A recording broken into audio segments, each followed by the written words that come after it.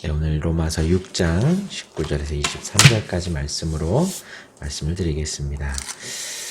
이제 어제 저녁 때의 말씀이 12절부터 18절까지의 말씀이 이제 11절까지 어제 새벽까지는 너희 자신을 죄에 대하여 죽은 자요 그리스도 예수 안에 있는 하나님에 대하여는 살아있는 자로 여길지어다. 6장 11절 말씀이 이런 우리가 죄에 대하여는 죽은 자, 그리스도 예수 안에서는 하나님께 대하여 살아있는 자로 여겨라 라는 이 말씀이 이제 주님과 더불어서 세례받은 주님과 더불어서 예수와 합하여 살아가는 그 인식으로의 시작이라고 말씀을 드렸습니다. 신앙의 시작이라고. 그리고서는 이제 12절의 말씀이 그러한 말씀의 어떤 실제적인 설명을 하면서 12절 말씀이 너희는 죄가 너희 죽을 몸을 지배하지 못하게 하여 몸의 사욕에 순종하지 마라. 덧붙여서 설명을 하는 거예요. 그 인식을 가지고 하나님께 대하여 살아있는 자로서 인식을 가지고 죄에 대하여 몸을 사욕에 지배하지 못하게. 그리고 13절 말씀이 지체를 불의의 무기로 죄에게 내주지 말고 하나님께 드리며 너희 지체를 의의 무기로 하나님께 드려라 라는 말씀을 계속해서 하고 있습니다. 그러면서 이제 오늘 말씀도 한 번 더 반복이 되는 건데 19절부터 읽었지만 18절 말씀이 죄로부터 해방되어 의에게 종이 되었느니라. 이제 죄의 종이었다가 의의 종이 되었다라는 것이지요. 근데 이때 당시에는 누군가의 A 사람의 종이었다가 B의 사람의 종이 되기도 하고 이제 자유인이었다가 누군가의 종이 되기도 하는 그러한 일들이 있었는데 이제 그러한 예를 들어서 이야기를 하는 겁니다. 죄로부터 죄의 종이었다가 이제 의의 종이 되었다. 그러면서 19절에 너희 육신이 연약함으로 내가 사람의 예대로 사람의 말하는 대로 말을 하노니 전에 너희가 너희 시체를 부정과 불법에 내주어 불법에 이른 것 같이 죄의 종이었는데 이제 너희 시체를 의에게 종으로 내주어 거룩함에 이루어 가라라는 겁니다. 그러면서 20절 말씀이 너희가 죄의 종이 되었을 때에는 의에 대하여 자유로웠느니라.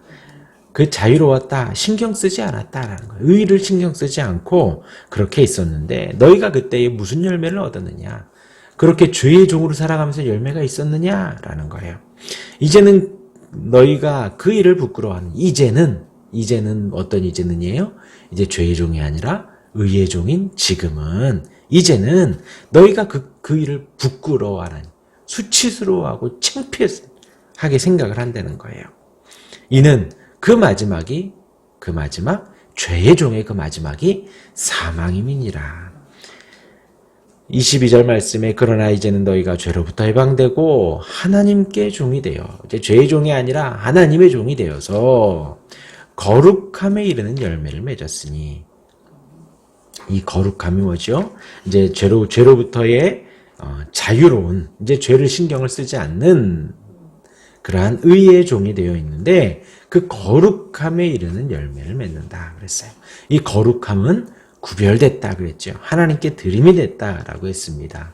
그런 하나님의 영역에 열매를 맺어가는 거예요. 그냥 단지 이 땅에서 조금 착하게 살고 조금 이렇게 다르게 사는 것 정도가 아니라 완전히 구별되어진 하나님의 성품을 따라서 거룩한 열매를 맺어간다는 것이죠. 우리가 거룩함에 이르는 성령의 열매를 잘 알고 있습니다.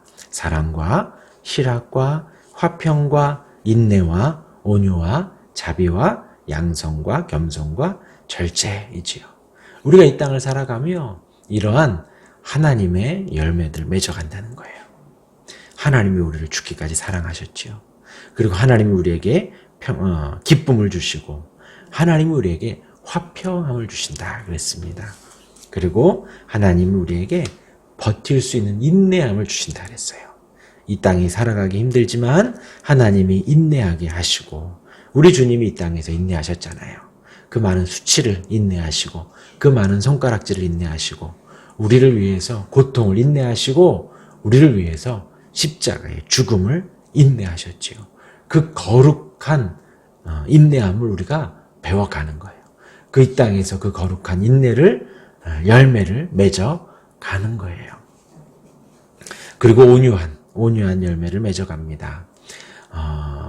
똑같이 예수님과 같이 예수님이 이 땅에서 사람들의 귀신이 들렸다라는 모욕을 당하고도 화를 내지 않으셔요.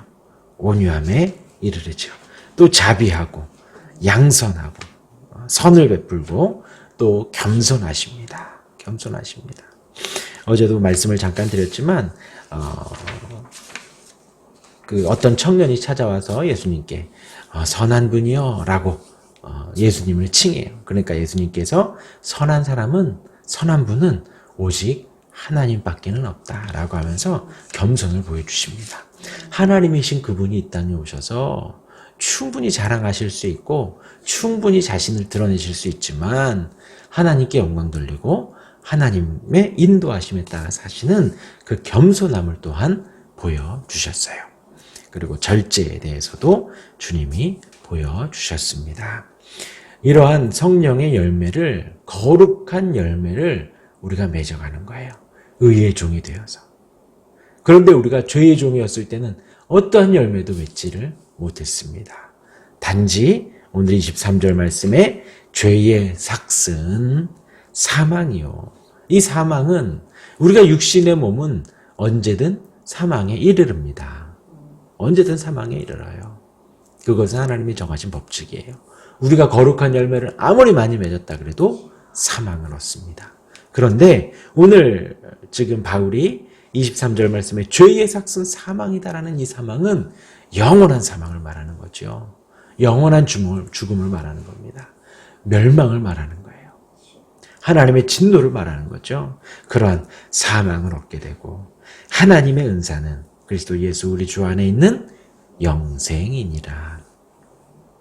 주 안에서 이 땅에서는 그 성령의 열매를 맺어가고 그 다음에 우리가 이 육신의 몸이 죽어서는 영원한 생명을 얻어가는 거예요.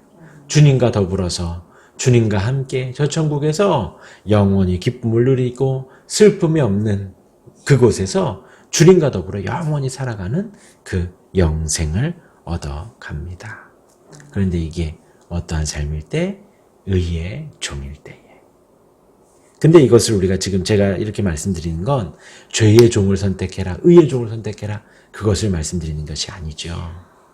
주님이 2000년 전에 죽으실 때에 이미 우리에게서 죄의 종된 그 저주는 끊겼어요. 그리고 주님이 우리를 불러주셔서 지금 이 시간 주님을 찬양하고 주님을 예배하며 주님께 기도하고 하나님과 더불어 교제하며 살아갑니다. 그러면서 지금 이 땅에서의 삶에 대한 권고를 드리며 죄의 종으로 살지 말고 인식하라는 거예요.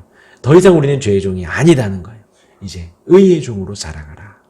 죄의 종으로 살아갈 때는 의에 대해서는 우리가 자유로웠는데 이제는 의의 종이 되어서 죄에 대해서 자유로우니 죄가 우리를 더 이상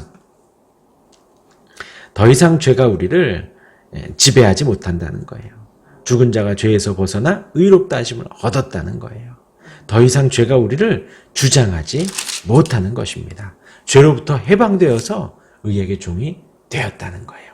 그렇게 의의 종으로 살아가며 죄에게 자유롭고 의의 종으로 살아가며 거룩한 열매를 맺어가 그 결국은 영생을 누리는 저와 여러분들이 되기를 바랍니다. 예, 기도하겠습니다. 하나님 아버지 감사합니다. 오늘도 우리에게 새 생명을 주시고 새 날을 주시고 기회를 주시니 감사합니다.